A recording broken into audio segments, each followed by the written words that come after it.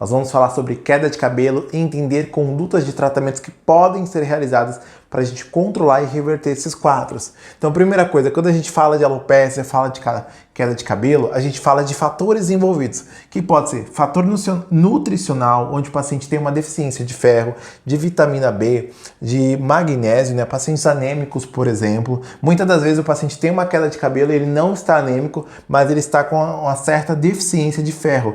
Isso tem que ser observado. Um fator importante a ser observado também, além das questões nutricionais, são fatores hormonais e tireoide. Então tem que verificar como está a função tireoidiana. Não basta somente dosar TSH, tem que dosar T3 e T4 para a gente verificar como está a função dessa tireoide. Outro ponto importante, o fator estresse é um ponto que a gente tem que salientar, que ele pode influenciar muito na queda de cabelo. Então, picos de estresse, o paciente está passando por momentos de estresse, por uma dieta estressante, ou muitas das vezes, além do estresse da dieta, ele está tendo uma deficiência nutricional, isso vai colaborar com essa queda de cabelo. A gente tem que entender que quando a gente fala de alopecia androgenética, a gente fala de um fator genético com influência hormonal. Então o paciente tem uma predisposição hormonal por fatores genéticos a ter alterações. Que tipo de alteração pode acontecer? O paciente ele tem uma produção de testosterona e essa testosterona em si, ela é muito degradada pela 5-alfa-redutase, formando um subproduto dessa testosterona, que é a dihidrotestosterona. Consequentemente, isso vai favorecer a queda capilar. Uma das principais estratégias é o quê?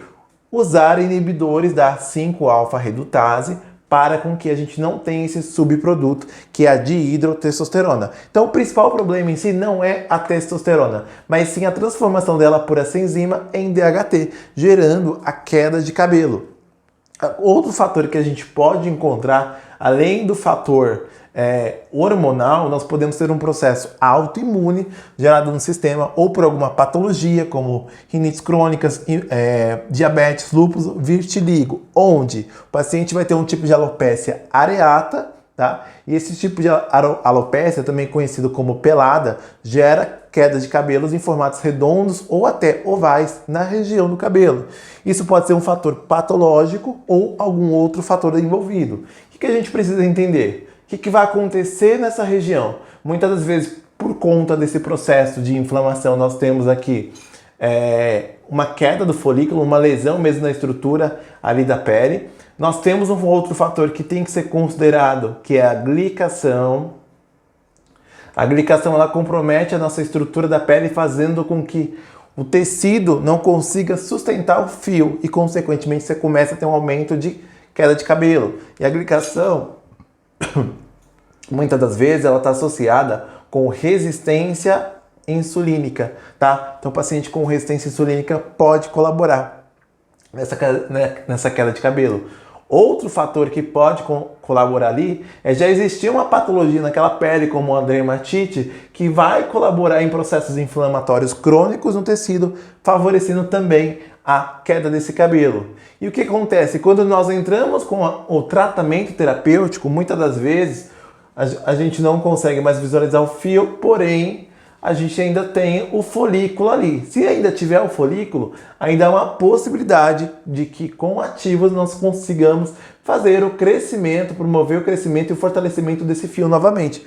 Todavia, se por conta do processo inflamatório nós tivemos um processo cicatricial fechando ou até não estando mais visível esse folículo, infelizmente nós não conseguimos utilizar medicamentos para promover o crescimento desse fio. Então, o microagulhamento, o minoxidil não vai responder. Então, cabe aí entrar com um transplante capilar, tá? Então, o que a gente precisa entender? O que pode ser utilizado para nós tratarmos, né? A gente pode usar ativos vasodilatadores ou que estimulem a circulação, porque o que acontece? Se eu ainda tenho um folículo, eu estimulo a circulação periférica, eu consigo trazer um aporte nutricional para esse folículo e, consequentemente, promover o crescimento de cabelo novamente. Então, minoxidil é um princípio ativo bacana.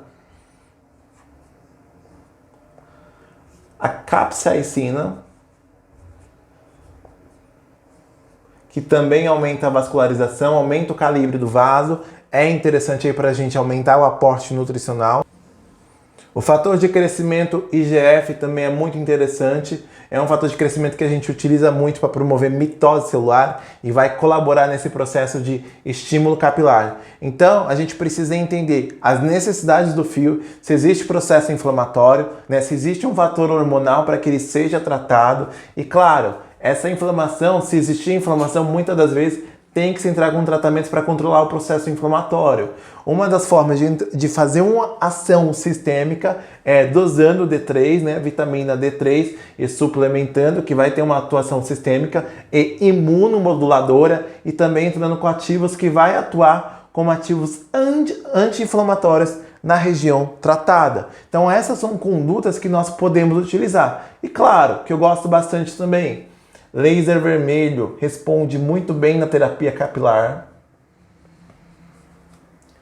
Nós podemos entrar aqui com um laser vermelho, ação anti-inflamatória, vai auxiliar no processo de reparo, tanto de maneira local, na região de tratamento, como de forma sistêmica, como a gente conhece o famoso ILIB.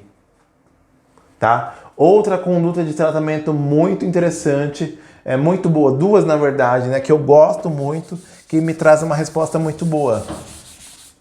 É a intradermoterapia, entregando medicamentos diretamente na região onde vai ser tratada. E também, além da intradermoterapia, eu posso fazer uso de substâncias de maneira tópica e o microagulhamento.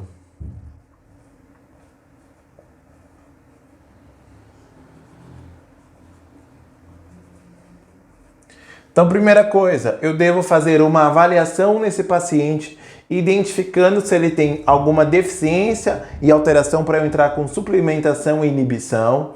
Depois, eu vou entrar com terapias de reparo combatendo o processo inflamatório. Se necessário, nós entramos com modulação do sistema imune através da D3, por exemplo, é uma das opções, tem várias outras opções, né? Entregando também diariamente ativos como minoxidil, capsaicina, fator de crescimento insulínico ou algum outro ativo que colabore na melhora desse aporte nutricional do folículo, né? E aplicação de tratamento em consultório, intradermoterapia e microagulhamento. Então os fatores não podem ser ignorados, nós temos que fazer uma boa avaliação e até identificar o padrão dessa alopécia para se iniciar o tratamento. Então são várias condutas e pontos que nós devemos considerar antes de iniciar nosso tratamento. Então esse é um pouco de tratamento sobre queda capilar. Qualquer dúvida, eu estou à disposição. Um grande beijo.